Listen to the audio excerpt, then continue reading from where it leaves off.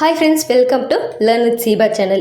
இன்னைக்கு நம்மளுடைய சேனல்ல COA எக்ஸாம்க்கான டவுட்ஸ் நிறைய பேர் கமெண்ட்ஸில் கேட்டுட்ருக்கீங்க. ஒரு சில கமெண்ட்ஸ்க்கு என்னால் ரிப்ளை பண்ண முடிஞ்சு, நிறைய பேருக்கு ரிப்ளை பண்ண முடியல. ஓகேங்களா, சுச்சுவேஷன் அப்படி இருக்குது. அதனால் இந்த வீடியோவில் அந்த டவுட்ஸ் எல்லாமே நான் வந்துட்டு கிளியர் பண்ணிடுறேன். ஓகேங்களா, இப்போ ஃபஸ்ட்டாக எல்லாருமே கேட்குறது ஹால் டிக்கெட் இன்னும் வரல அப்படிங்கிறது தான். ஓகே, நம்மளுக்கு எக்ஸாம் 14-15. பொதுவாகவே பார்த்தீங்கன்னா COA எக்ஸாமுக்கு ஹால் டிக்கெட் 10 days பிஃபோரே வந்துடும். மேக்ஸிமம் அது எல்லாருக்கும் தெரிஞ்சிருக்கலாம். 10 நாளைக்கு முன்னாடியே நம்மளுக்கு ஹால் டிக்கெட் கொடுத்துருவாங்க. எதனால் அப்படின்னு பார்த்தீங்கன்னா, ப்ரைவேட்டாக COA எக்ஸாம் பண்ணுவாங்க இல்லையா, அந்த ஸ்டூடெண்ட்ஸ்க்கு வந்து பார்த்திங்கன்னா ரெக்கார்ட் நோட்டை நம்ம அந்த சென்டரில் போய் சைன் வாங்கணும் அப்படிங்கிறதுக்காக 10 days பிஃபோரே ஹால் டிக்கெட் வந்துட்டு கொடுத்துருவாங்க. ஆனால் ஸ்டில் நவ் நமக்கு இன்னும் வரல. இதனால் நிறைய பேருக்கு என்ன டவுட்ஸ் வருது அப்படின்னா, எக்ஸாம் தள்ளி போகுமா அப்படிங்கிற டவுட்ஸும் இருக்குது. சரிங்களா, எக்ஸாம் தள்ளி போகும் அப்படிங்கிறது நம்மளுக்கு இன்னும் கன்ஃபார்மாக தெரியலை. ஓகேங்களா, டவுட் சைட்லேருந்து நம்மளுக்கு எந்த இன்ஃபர்மேஷனும் இன்னும் வரல. சரிங்களா, எக்ஸாம் தள்ளி போகுமா அப்படிங்கிற கேள்விக்கு அது இன்னும் கன்ஃபர்மேஷன் நம்மளுக்கு தெரியல. அதனால் நீங்கள் வந்துட்டு என்ன பண்ணுங்கள், 14-15 எக்ஸாம் அப்படிங்கிற மைண்ட் செட்டில் ப்ரிப்பேர் ஆகிக்கோங்க. ஓகேங்களா, நம்ம கன்ஃபார்மாக சொல்ல முடியாது. எக்ஸாம் தள்ளி போகும் அப்படிங்கிறது நமக்கு கன்ஃபார்மாக தெரியாது. அதனால் அதை கன்ஃபார்ம் பண்ணி நம்மளால் சொல்ல முடியாது. இப்போ வரைக்கும் எந்த இன்ஃபர்மேஷனும் நம்மளுக்கு கிடைக்கல. ஓகேங்களா, அதனால் நீங்கள் 14-15க்கு தகுந்த மாதிரி எக்ஸாம் நீங்கள் ப்ரிப்பேர் ஆகிக்கோங்க, நல்லாவே ப்ரிப்பேர் ஆகிக்கோங்க. ஓகேங்களா, ஓகே. அடுத்து நெக்ஸ்ட் டவுட் என்ன கேட்குறீங்க அப்படின்னா, 15ஆம் தேதி குரூப் 1 எக்ஸாம் இருக்குது. அப்போது நான் எப்படி இந்த COA எக்ஸாம் எழுத முடியும், அதனால் COA எக்ஸாம் தள்ளி போகுமா அப்படின்னு கேட்குறீங்க. அதனால் அந்த குரூப் 1 எக்ஸாமுக்காக COA எக்ஸாம் தள்ளி போகிறதுக்கு சான்சஸ் இல்லை. ஓகேங்களா, அதனால் நீங்கள் என்ன பண்ணலாம், இதுக்கு என்ன சொல்யூஷன் அப்படின்னு பார்த்தீங்கன்னா, 14ஆம் தேதி நீங்கள் தியரி எக்ஸாம் எழுத போவீங்க இல்லையா, அப்போவே இந்த குரூப் 1 எக்ஸாமுக்கான ஹால் டிக்கெட்டை எடுத்துகிட்டு போய்க்கோங்க. சரிங்களா, நீங்கள் எந்த சென்டரில் உங்களுக்கு அலோகேட் பண்ணியிருக்காங்களோ அங்கே போய்ட்டு, ஓகேங்களா, அங்கே நீங்கள் ஆஃபீஸில் இன்ஃபார்ம் பண்ணுங்கள். இந்த மாதிரி 15ஆம் தேதி குரூப் 1 எக்ஸாம் நான் அட்டன் பண்ண போகிறேன் அப்படின்னு சொல்லிட்டு உங்களுடைய ஹால் டிக்கெட்டை காமிங்க. ஓகேங்களா, காமிச்சிட்டிங்க அப்படின்னா ப்ராக்டிக்கல் எக்ஸாமை பொறுத்த வரைக்கும் 3 days நடக்கும், இல்லைன்னா 2 days நடக்கும். அது சென்டரை பொறுத்து டிஃப்ரெண்ட் ஆகும். ஓகேங்களா, அந்த ஸ்டூடெண்ட்ஸோட ஸ்ட்ரென்த்தை பொறுத்து அந்த சென்டரில் நம்மளுக்கு டிஃப்ரெண்ட் ஆகும். 2 நாள் நடக்கும், இல்லைன்னா 3 நாள் நடக்கும் ப்ராக்டிக்கல் எக்ஸாம். ஓகே, உங்களுக்கு 15ஆம் தேதி குரூப் 1 இருக்குது அப்படிங்கிறத நீங்கள் ஹால் டிக்கெட் காமிச்சு நீங்கள் சொல்லிட்டீங்க அப்படிங்கிறப்போ மேபி அவங்க லெட்டர் ஏதாவது எழுதி கொடுங்க அப்படின்னு சொல்கிறதுக்கு சான்சஸ் இருக்குது. அப்படி இருந்ததுன்னா நீங்கள் லெட்டர் எழுதி கொடுத்துருங்க. ஓகேங்களா, அப்படி கொடுத்துட்டிங்கன்னா உங்களுக்கு நெக்ஸ்ட் டேவோ இல்லை அதுக்கடுத்த டேவோ, அந்த சென்டர் பொறுத்து நம்மளுக்கு நெக்ஸ்ட் டேவோ இல்லை அதுக்கடுத்த டேவோ நம்மளுக்கு ப்ராக்டிக்கல் எக்ஸாம் அலோகேட் பண்ணுறதுக்கு சான்சஸ் இருக்குது. ஓகேங்களா, அப்புறம் இன்னும் சில பேர் டவுட்ஸ் என்ன கேட்குறீங்க அப்படின்னா, எக்ஸாம் வந்து தமிழில் எழுதலாமா அப்படின்னு கேட்குறீங்க. தமிழில் எழுத வேண்டான்னு நான் சொல்லுவேன். ஓகேங்களா, நீங்கள் மேக்ஸிமம் இங்கிலீஷில் எழுதுறதுக்கே ட்ரை பண்ணுங்கள். டவுட்லேருந்து நம்மளுக்கு வந்துட்டு தமிழில் எழுதலாம் அப்படிங்கிறது ஒரு கன்ஃபர்மேஷனாக எதுவும் இல்லை. அதனால் நீங்கள் வந்துட்டு என்ன பண்ணுங்கள், இங்கிலீஷ்லேயே எழுதுறதுக்கு ட்ரை பண்ணுங்கள். இங்கிலீஷ்லேயே எழுத ட்ரை பண்ணிங்கன்னா அதுதான் பெட்டர் அப்படின்னு நான் சொல்லுவேன். ஓகேங்களா, ஓகே. இன்னும் நிறைய பேர் என்ன டவுட் கேட்குறீங்கன்னா, பாஸ் ஆகிடலாமா அப்படின்னு கேட்குறீங்க. ஓகே, மேக்ஸிமம் நம்ம COA கோர்ஸ் எல்லாமே கவர் பண்ணியிருக்கோம். அதுக்கப்புறம் நான் வந்துட்டு கொஷின்ஸும் நான் அப்லோட் பண்ணியிருக்கேன். 1 marksம் ஆல்ரெடி நம்ம ப்ரீவியஸ் இயர் கொஷின்ஸ் எல்லாமே நம்ம அப்லோட் பண்ணியிருக்கோம். அதே மாதிரி 1 markம் நம்ம பார்த்திங்கன்னா ப்ரீவியஸ் இயர் கொஷினோட 1 markம் ஹோலாகவே நம்மளுடைய சேனலில் வீடியோவாக அப்லோட் ஆகிருக்கு. ஓகேங்களா, நீங்கள் இது எல்லாமே பார்த்துட்டு ஒன்ஸ் நான் என்னென்ன ரெஸ்ட்ரிக்ஷன்ஸ், அதாவது என்னென்ன சொல்லியிருக்கேன் அப்படிங்கிறத நீங்கள் அப்சர்வ் பண்ணியிருந்தாலே மேக்ஸிமம் இந்த டவுட் வர்றதுக்கு சான்சஸ் இல்லை. ஆனாலும் இப்போவும் இந்த டவுட் கேட்குறீங்க அப்படின்னா நீங்கள் இன்னும் செல்ஃப் டவுட் பட்டுக்கிட்டே இருக்கீங்க. ஸோ அது வேண்டாம், அந்த அளவுக்கு பயப்பட வேண்டாம். நீங்கள் எல்லாமே ப்ரிப்பேர் பண்ணியிருந்தீங்கன்னா ஏன் இந்த டவுட் வரப்போகுது? சரிங்களா, ஓகே. எதுவுமே நம்ம ப்ரிப்பேர் பண்ணாமல் இருக்கப்போ தான் நம்மளுக்கு ஒரு வேளை பாஸ் ஆகலாமாங்கிறது டவுட் வரும். நான் ஆல்ரெடி சொல்லியிருந்தேன் எப்படி ப்ரிப்பேர் பண்ணணும் அப்படிங்கிறது எல்லாமே நான் ஆல்ரெடி சொல்லியிருப்பேன். ஓகேங்களா, 7 யூனிட்டில் 4 யூனிட்டே நம்மளுக்கு வந்துட்டு ப்ராக்டிக்கலாக கவர் ஆகுது. அது உங்கள் எல்லாருக்குமே தெரிஞ்சது தான். அப்போ நீங்கள் அந்த ப்ராக்டிக்கலாக ஒர்க் பண்ணி பார்த்துருக்கீங்க அப்படிங்கிறப்போ இந்த டவுட்லாம் அதிகமாக வரக்கூடாது. ஓகேங்களா, செல்ஃப் டவுட் படாதீங்க. ஓகேங்களா, பயப்படுறதுனால மேக்ஸிமம் செல்ஃப் டவுட் வரும். ஒருவேளை பாஸ் ஆகாமல் போயிட்டா என்ன பண்ணுறது அப்படிங்கிறது செல்ஃப் டவுட் வரும். ப்ரிப்பேர் ஆயிருந்தோம் அப்படின்னா அந்த டவுட் வர்றதுக்கு சான்ஸே இல்லை. ப்ரிப்பேரே பண்ணலைங்கிறப்ப தானே இந்த டவுட் வருது. ஒன்ஸ் எல்லாமே ஒரு தடவை பார்த்துக்கங்க. ஓகேங்களா, 4 யூனிட்ஸே நம்மளுக்கு ப்ராக்டிக்கல் எக்ஸாமுக்கு தகுந்த மாதிரி 4 யூனிட்ஸே ப்ராக்டிக்கலாக ஒர்க் பண்ணுற மாதிரி தான் இருக்குது. பேலன்ஸ் இருக்க 3 யூனிட்ஸ் தான் நம்மளுக்கு தியரியாக படிக்கிற மாதிரி இருக்கும். ஓகேங்களா, அதுக்கும் என்னென்ன கொஷின்ஸ் இருக்குது, என்னென்ன இம்பார்ட்டன்ட் கொஷின்ஸ் இருக்குது, அதுவும் நம்மளுடைய சேனலில் அப்லோட் பண்ணியிருக்கோம். ஒன்ஸ் இது எல்லாமே நீங்கள் பார்த்துருந்தீங்க, இந்த வீடியோவில் பார்த்துருக்கீங்க அப்படிங்கிறப்போ உங்களுக்கு ஈஸியாக தான் இருக்கும். ஓகேங்களா, இதில் வந்துட்டு செல்ஃப் டவுட் படுறதுக்கு நீங்கள் அதை பட தேவையில்லை, ப்ரிப்பேர் ஆகிட்டீங்க அப்படின்னா. ஓகே, ப்ராக்டிக்கல் எக்ஸாமை பொறுத்த வரைக்கும் எல்லோரும் என்ன கேட்குறீங்க அப்படின்னா, அங்கே வந்து எக்ஸ்பிளைன் பண்ணுவோம் இல்லையா, ஸோ அது வந்து இங்கிலீஷில் பண்ணணுமா இல்லை தமிழில் பண்ணணுமா அப்படிங்கிற ஒரு டவுட் வந்துட்டு இருக்குது. ஓகேங்களா, மெஜாரிட்டியாக பார்த்தீங்கன்னா நம்ம தமிழ்லேயே வந்துட்டு நம்ம சொல்லலாம். ஓகேங்களா, தமிழ்லேயே எக்ஸ்பிளைன் பண்ணலாம். ஸோ இதுதான் பண்ணியிருக்கேன், இது நம்ம நெக்ஸ்ட் ஸ்டெப்பாக பண்ண போகிறோம் அப்படிங்கிறத தமிழ்லேயே நம்ம எக்ஸ்பிளைன் பண்ணலாம். அதனால் எந்த மிஸ்டேக்கும் கிடையாது. ஓகேங்களா, அதே மாதிரி எக்ஸாமில் நீங்கள் ரைட் பண்ணுறப்போ, எழுதுகிறப்போ ப்ளூ லெட்டு பிளாக்கு இது மட்டும் யூஸ் பண்ணுங்கள். ஓகேங்களா, கலராக வேறு எந்த லெட்ஸும் யூஸ் பண்ண வேண்டாம், ஸ்டிக்கு அதெல்லாம் வேண்டாம். ப்ளூ பிளாக் இது 2 மட்டுமே யூஸ் பண்ணுங்கள். தியரி எக்ஸாம் எழுதுகிறப்போ ப்ரெசன்டேஷன் நல்லா நீட்டாக பண்ணுங்கள். உங்களுக்கு என்ன ஆன்சர் தெரியுதோ அது கரெக்டாக எழுதுங்க, அவ்வளோதான். நீட்டாக எழுதுங்க, கரெக்டாக எழுதுங்க. அதே மாதிரி எந்தெந்த கொஷின்ஸ்க்கு டயக்ராம் இருக்கோ, ஓகேங்களா, அந்த கொஷின்ஸ்க்கு எல்லாமே நீங்கள் நீட்டாக டயக்ராம் வரைஞ்சி எக்ஸ்பிளைன் பண்ணிடுங்க. டயக்ராம் இல்லாத கொஷினுக்கு நீங்கள் டயக்ராம் ஓனாக நீங்களாக க்ரியேட் பண்ணக்கூடாது. டயக்ராம் இருக்குது, இதுக்கு டயக்ராம் வரும் அப்படிங்கிறது உங்களுக்கு கன்ஃபார்மாக தெரியும் அப்படிங்கிறப்போ நீங்கள் அதை வந்துட்டு எழுதுங்க. பொதுவாகவே பார்த்தீங்கன்னா தியரி எக்ஸாமில் நம்மளுக்கு காமனாக எப்படி இருக்குது, 40 1 மார்க் வருது. சரிங்களா, 2 மார்க்ஸ் வந்து பார்த்திங்கன்னா 15 கொஷின் அட்டன் பண்ணுவோம், 5 மார்க்கு 6 கொஷின்ஸ் அட்டன் பண்ணுவோம். இது நம்மளுக்கு காமனாக தெரிஞ்சது தான். ஓகேங்களா, நம்ம இது வந்து 100 மார்க்ஸ்க்கு எவ்வளோ எடுத்தால் பாஸு, 40 எடுத்தாவே பாஸு. இதுவும் நம்மளுக்கு தெரிஞ்ச விஷயந்தான். நீங்கள் 1 மார்க்கில் மேக்ஸிமம் கவர் பண்ணிட்டீங்கன்னாவே ஆட்டோமேட்டிக்காக பாஸ் ஆகிடலாம். 40 மார்க்ஸ்க்கு வந்து பார்த்திங்கன்னா 1 மார்க் வந்துட்டு வருது. 40 மார்க்குக்கு நம்மளுக்கு 1 வேர்டே வருது. ஓகேங்களா, அதில் ஒரு 10 தெரியல, ஒரு 5 தெரியல, 10 தெரியல, ஓகேங்களா, அதுலேயே மேக்ஸிமம் நம்மளுக்கு கவர் பண்ணிட முடியும். சரிங்களா, அது இல்லாமல் நம்மளுக்கு 5 மார்க்ஸும் இருக்குது. 5 மார்க்ஸ் வந்துட்டு இம்பார்ட்டன்ட் கொஷின்ஸ் என்னென்ன இருக்குது, ப்ரீவியஸ் இயர் கொஷின்ஸில் எப்படிலாம் கேட்டிருக்காங்க, மாடல் கொஷின்ஸ் எப்படிலாம் இருக்குது. ஓகேங்களா, அப்போ 6 கொஷின் 5 மார்க்ஸ் கொடுக்குறப்போ அதில் நம்மளுக்கு வந்துட்டு ஏஆர்பின்னு இருக்கும். ஓகேங்களா, ஸோ அது எல்லாமே எப்படிலாம் கவர் பண்ண முடியுங்கிறது உங்களுக்கு ஐடியா ஆல்ரெடி கிடச்சிருக்கும். ஓகேங்களா, அதெல்லாம் நம்மளோட வீடியோஸில் போட்டிருக்கோம். அப்படிங்கிறப்போ 5 மார்க்ஸும் நம்ம கவர் பண்ண முடியும். ஓகேங்களா, இப்போது நீங்கள் வந்துட்டு 1 மார்க்கில் எழுதிட்டீங்க, 2 மார்க்ஸ் வர்றீங்க. ஓகேங்களா, 2 மார்க்ஸில் உங்களுக்கு மேக்ஸிமம் 18 கொஷின் கொடுக்குறாங்களா, 15 கொஷின் 2 மார்க்ஸில் 18 கொடுத்து 15 அட்டன் பண்ண சொல்லுவாங்க, 15 கொஷினை எழுத சொல்லுவாங்க. ஒருவேளை மேபி உங்களுக்கு ஒரு 4-5 கொஷின்ஸ் தான் தெரியுது, அதுக்கு மேலே தெரியல, அப்படி 2 மார்க்ஸில் உங்களுக்கு கொஞ்சம் கஷ்டமாக இருக்குது, தெரியல அப்படிங்கிற பட்சத்தில் 5 மார்க் நல்லா தெரியுதுன்னா நீங்கள் 5 மார்க் எழுதிருங்க. ஓகேங்களா, 5 மார்க்ஸ்லாம் உங்களுக்கு தெரியுது. ஏன்னா 5 மார்க்ஸ் வந்து பார்த்தீங்கன்னா இம்பார்ட்டன்ட் கொஷின்ஸ் அதை நம்ம சொல்லியிருப்போம். அதே மாதிரி 5 மார்க்ஸில் எது அதாவது ஃபஸ்ட்டு கொஷின் ஆர் நம்மளுக்கு அதை ஃபஸ்ட் கொஷினில் ஏ ஆர் பின்னு இருக்கும். ஏ தெரியல அப்படின்னாலுமே நம்ம பி எழுத முடியும். அதே மாதிரி தான் செகண்ட் கொஷினுக்கும் இருக்கும். ஸோ 5 மார்க்கில் நம்மளுக்கு ஆப்ஷன் இருக்கும். ஃபஸ்ட் கொஷின் ஏ, ஃபஸ்ட் கொஷின் பி, ஏ தெரியலனா பி எழுதலாம். அந்த மாதிரி ஆப்ஷன் இருக்கனால நம்மளால் 5 மார்க்ஸ் ஈஸியாகவே அட்டன் பண்ண முடியும். ஓகேங்களா, 4 யூனிட்ஸ் நமக்கு ப்ராக்டிக்கல் பேஸ் பண்ணியே வருது. அதனால் 5 மார்க்ஸ் ஈஸியாக அட்டன் பண்ணலாம். நீங்கள் என்ன பண்ணலாம், இப்போ 5 மார்க்ஸ் எழுதிட்டு கூட நீங்கள் 2 மார்க்ஸ் எழுதலாம், அதனால் தப்பு இல்லை. அதே மாதிரி எக்ஸாம் எழுதுகிறப்போ ரொம்ப லைன்ஸ் வந்துட்டு விடாதுங்க. ஒரு கொஷின் எழுதுறீங்க அப்படின்னா ஒரு கோடு விடலாம், இல்லைன்னா 2 கோடு விடலாம் நீட்டாக எழுதுறதுக்கு.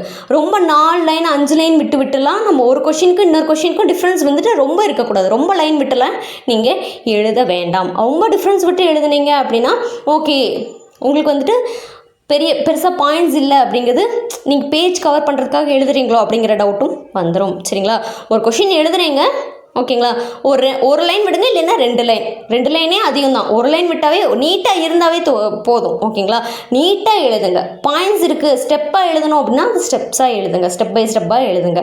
ஓகேங்களா, அடுத்து ஹால் டிக்கெட் வந்ததுக்கப்புறம் நம்மளுக்கு போனாஃபைடும் வரும். சரிங்களா, ஸோ நமக்கு போனாஃபைடு வந்துருச்சுன்னா ரெக்கார்ட் நோட்டில் போனாஃபைடை அட்டாச் பண்ணிவிட்டு நம்மளுக்கு எந்த சென்டரை அலோகேட் பண்ணியிருக்காங்களோ, ஓகேங்களா, அங்கே போய் நம்ம ப்ரைவேட்டாக பண்ணுறீங்க இல்லையா, அந்த ஸ்டூடெண்ட்ஸ் ரெக்கார்ட் நோட்டை காமிச்சு சைன் வாங்க வேண்டியதாக இருக்கும். எந்த சென்டரோ அங்கே காமிச்சு சைன் வாங்க வேண்டியதாக இருக்கும்.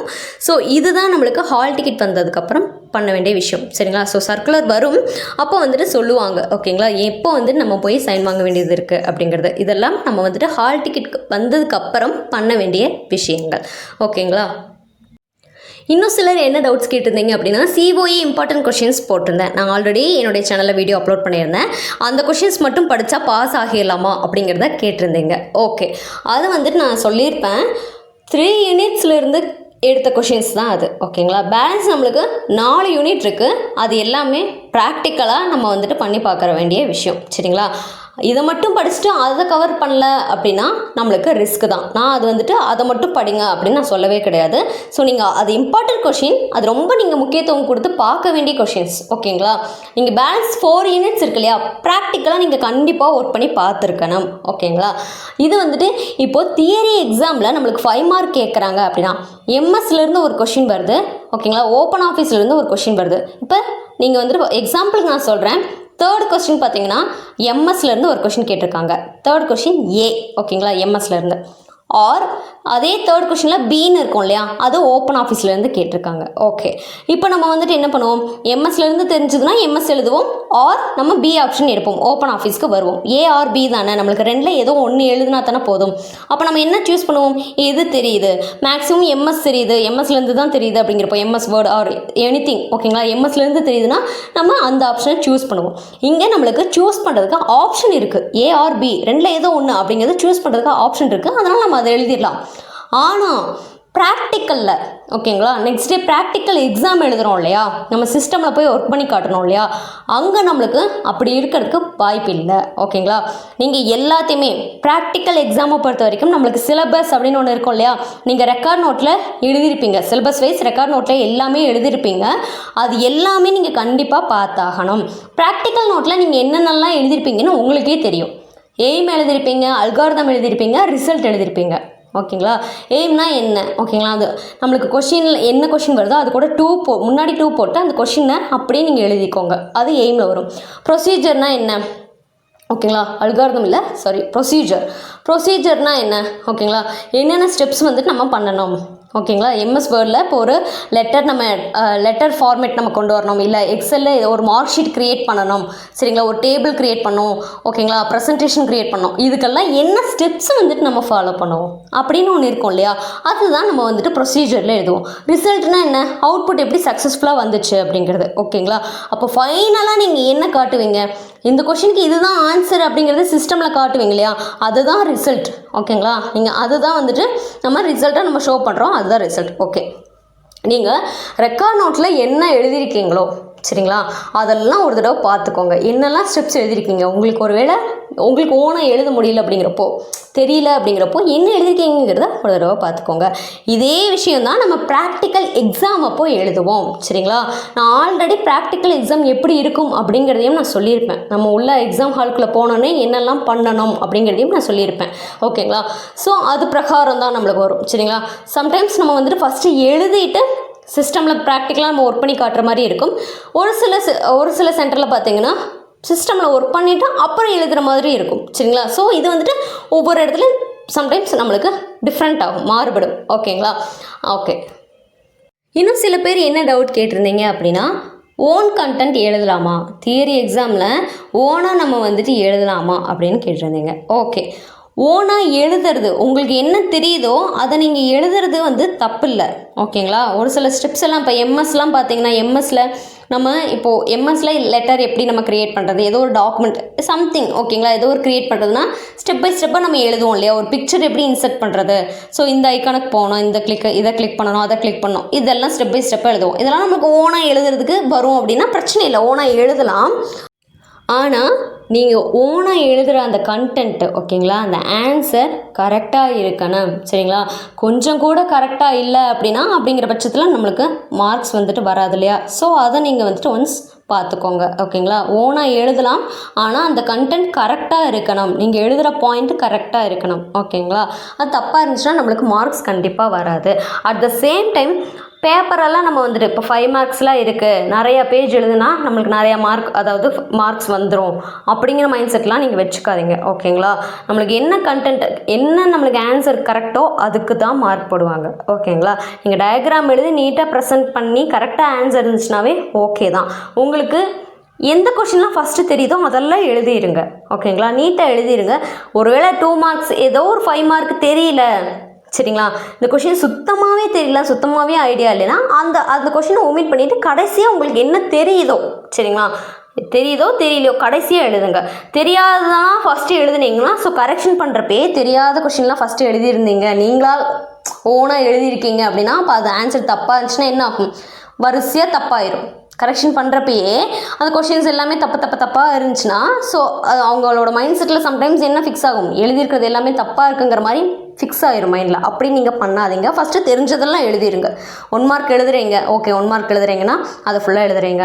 அடுத்து 5 மார்க்னால் இப்போ 5 மார்க் தெரியுது அப்படிங்கிறப்போ ஓகேங்களா. 2 மார்க் ஃபுல்லாக தெரிஞ்சுன்னா 2 மார்க் எழுதுங்க. ஒருவேளை 2 மார்க்ஸில் ஏதாவது கொஷின்ஸ் தெரியல, ஒரு 2 கொஷின்ஸ் தெரியல, 3 கொஷின்ஸ் தெரியல அப்படின்னா விட்டுருங்க. விட்டுட்டு 5 மார்க் எழுதுங்க. 5 மார்க் எழுதுனதுக்கப்புறம் உங்களுக்கு ஏதாவது ஐடியா கிடைக்குது, அந்த கொஷின் ஞாபகம் வருது அப்படிங்கிறப்போ நீங்கள் அப்போ கடைசியாக கூட எழுதலாம். 1-2 கொஷின் நம்ம கடைசியாக எழுதணும் அப்படின்னா எழுதிக்கலாம். சரிங்களா. ஸோ தெரியாததான் ஃபஸ்ட்டு எழுத வேண்டாம். அட் த சேம் டைம் 14ஆம் தேதி அதாவது தியரி எக்ஸாம் 14 அப்படிங்கிறப்போ எக்ஸாம் பொறுத்த வரைக்கும், தியரி எக்ஸாமை பொறுத்த வரைக்கும், ப்ராக்டிக்கல் எக்ஸாமை பொறுத்த வரைக்கும் உங்களுக்கு நீங்கள் முன்னாடியே போய்க்கணும். பிஃபோரே எக்ஸாமுக்கு ஒரு 1.5 hour பிஃபோரே கூட போய்க்கோங்க. அங்கே போய் இருக்கிறதுல அங்கே பிஃபோரே போகிறதுனால எந்த தப்பும் கிடையாது. சரிங்களா. ஸோ நீங்கள் கடைசி மினிட்டில் போகிறது சரிங்களா அந்த மாதிரிலாம் வேண்டாம். ஒரு 1 hour முன்னாடியே போய்க்கோங்க. அந்த மாதிரி போய்க்கிட்டீங்க அப்படின்னா கொஞ்சம் டென்ஷன் இல்லாமல் பதட்டம் இல்லாமல் எக்ஸாம் எழுதுறதுக்கு கொஞ்சம் ஈஸியாக இருக்கும். ஓகேங்களா. அட் த சேம் டைம் எக்ஸாமை பொறுத்த வரைக்கும் எக்ஸாம் நம்மளுக்கு 2 மணி நேரம் தான். அதுக்கு தகுந்த மாதிரி நீங்கள் உங்களுக்கு எப்படி எக்ஸாம் எழுதுறதுக்கு டைம் அலோகேட் பண்ணணுமோ அலோகேட் பண்ணிக்கோங்க.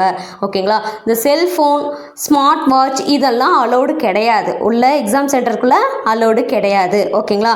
நார்மல் வாட்ச் கட்டிக்கோங்க, அலோகேட் பண்ணிக்கோங்க. உங்களுக்கு 2 மணி நேரம் எக்ஸாம்னா 1 மார்க்கு எவ்வளோ நேரத்துக்குள்ளே முடிக்கணும், 2 மார்க்கு எவ்வளோ நேரத்துக்குள்ள முடிக்கணும், 5 மார்க்கு எவ்வளோ நேரத்துக்குள்ள நம்ம எழுதி முடித்தா 2 மணி நேரத்துக்குள்ள இதெல்லாம் எழுதி முடிக்க முடியும் அப்படிங்கிறது உங்களுக்கு நீங்கள் அலோகேட் பண்ணிக்கோங்க. டைமிங் அலோகேட் பண்ணி அதுக்கு தகுந்த மாதிரி எழுதுங்க. 1 மார்க்கை பொறுத்த வரைக்கும் 40 மார்க்குக்கு 1 வேர்டே வர்றதுனால அதில் கொஞ்சம் டைம் அதிகமாகவே ஸ்பெண்ட் பண்ணுறதுக்கு சான்சஸ் இருக்குது. ஓகேங்களா. ஒரு சிலருக்கு சான்சஸ் இருக்குது. ஓகேங்களா. அதில் 1 மார்க் எழுதுகிறப்போ உங்களுக்கு ஏதாவது கொஷின் டவுட்டாக இருக்குது, தெரியல அப்படின்னா அந்த இடத்துல நீங்கள் வந்துட்டு தெரிஞ்ச கொஷின், அதாவது தெரியாத கொஷினை அங்கே நான் அப்படியே விட்டுருங்க. இப்போ 3rd கொஷினுக்கு ஆன்சர் தெரியல அப்படிங்கிறப்ப அந்த 3rd கொஷின் அப்படியே விட்டுட்டு 4th கொஷினை எழுதுங்க. ஓகேங்களா. அந்த 3rd கொஷின் பிளாங்காக விட்டுருப்பீங்க இல்லையா, அது கடைசியாக கூட நீங்கள் வந்துட்டு எழுதிக்கலாம். ஏன்னா ரொம்ப யோசிச்சு 1 மார்க்குக்கே டைம் ஸ்பெண்ட் பண்ணிட்டீங்க அப்படின்னா இப்போ 2 மார்க்கு 5 மார்க்கு எழுதுகிறப்போ நம்மளுக்கு கஷ்டமாக போயிடும். சரிங்களா. ஸோ டைம் பத்தாமல் போயிடும். டைமுக்கு தகுந்த மாதிரி இதெல்லாம் அலோகேட் பண்ணி எழுதுங்க. அதுக்காக தான் இதை சொல்கிறேன். ஓகேங்களா. அவ்வளோதான் ஃப்ரெண்ட்ஸ். இப்போது COA எக்ஸாம் ரிலேட்டடாக என்னென்ன டவுட்ஸ் கேட்டிருந்தீங்களோ அதெல்லாம் மேக்ஸிமம் நான் வந்துட்டு சொல்லிட்டேன். ஏதாவது நான் மிஸ் பண்ணியிருந்தேன் அப்படின்னா நீங்கள் கமெண்ட் பாக்ஸில் கேளுங்க, நான் எக்ஸ்பிளைன் பண்ணுறேன். ஓகேங்களா. அதை நான் ரிப்ளை பண்ணுறேன். இதே மாதிரி இன்னொரு அடுத்த பதிவுகளில் நம்ம சந்திக்கலாம். Thank you friends.